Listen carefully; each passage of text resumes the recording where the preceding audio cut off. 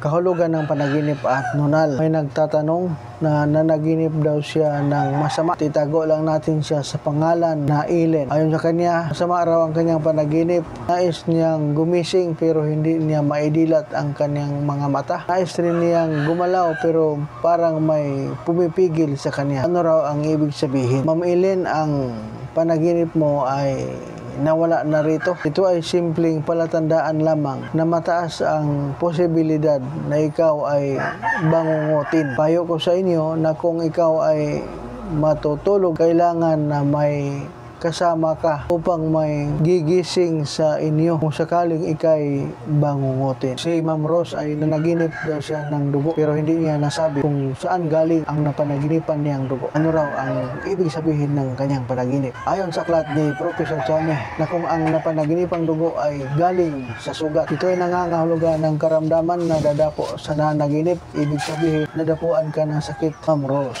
Kung mamansa naman ang iyong damit sa dugo, nangangahulugan na may matalikang kaibigan ang magtataksil sa inyo. Kung ang dugo inyong napanaginipan ay buo, ito ay nangangahulugan na may pirang darating sa inyo. Kung ang dugo na iyong napanaginipan ay malabnaw, nangangahulugan na mababalot ka sa mga chismis. Siya ay pabalik-balik na napanaginipan niya ang malaking bahay. Ano raw ang ibig sabihin ng panaginip niya? Ayon dito sa aklat ni Professor Swami, ang mga malalaking bahay sa panaginip, ito ay nangangahulugan na aasinso ka sa inyong pamumuhay. Si Maribeth ay nanaginip ng pusa. Muntik na siyang makagat. Dahil doon, tinakal niya ang pusa at narinig niya ang tinig nito. Ano raw ang ibig sabihin ng kanyang panaginip? Dahil narinig mo ang tinig ng pusa, ito ay nangangahulugan na mababalot ka sa mga chismis. Mabuti na lang at hindi ka nakagat. Si Ma'am Mary ay nanaginip ng mga kandila na may ilaw. Ibig sabihin, sinindihan sa kanyang panaginip. Ano raw ang kahulugan? Ayon dito sa aklat ni Professor Swami na ang kandila, kung may ilaw sa iyong panaginip, ito ay nangangahulugan na kaligayahan ang iyong makamtan at tagumpay sa negosyo o hanap buhay at pag-ibig. Ang dalaga na mananaginip ng mga kandilang may sindi, kailangan niyang magpabango dahil paliliguan ka ng halik ng inyong nobyo kahit na ikaw ay hindi pa nakapagsipilyo. Si Inday ay nanaginip daw siya ng tubig na kulay baha o tubig baha. Ano raw ang kahulugan? Ayon dito sa aklat ni Professor Swami na ang tubig na kulay baha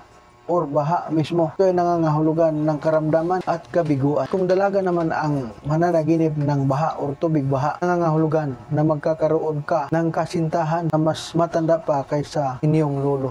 Si Lini ay nanaginip na binugbog daw ang kanyang anak at may pasa sa kanyang mata. Ano raw ang kahulugan? Ma'am Lini, ang iyong panaginip tungkol sa kanyang pasa, kanyang mata ay walang ibig sabihin. Pero ang ina na mananaginip sa kanyang anak, ito ay nangangahulugan na may darating sa inyo na magandang bukas. Lalago ang inyong negosyo o ang inyong hanap buhay. Isay, nanaginip siyang binigyan sila ng kandila sa isang batang lalaki, nalaglag at pinulot ng isang babae. Pero pinalik naman ang kanyang tawagin ang babae. Magandang araw sa iyo, Isay. Hindi mo lang nasabi kung ang kandila ay sinindihan o hindi. Wala akong pagpipilian kung hindi ay ibigay ko ang buong kahulugan ng kandila sa panaginip. Ipagpalagay na natin na ang kandila ay hindi pa sinindihan. Ayon sa aklat ni Professor Swami, kung ang kandilang iyong napanaginipan ay walang ilaw, ito ay nangangahulugan ng pagdadalamhati at kabiguan sa pag-ibig. Pero kung ang kandilang napanaginipan ay umiilaw, ibig sabihin na makamtan mo ang kaligayahan, uunlad ang negosyo at sasaya ka sa iyong pag-ibig. Yun ang kahulugan ng kandila na iyong napanaginipan.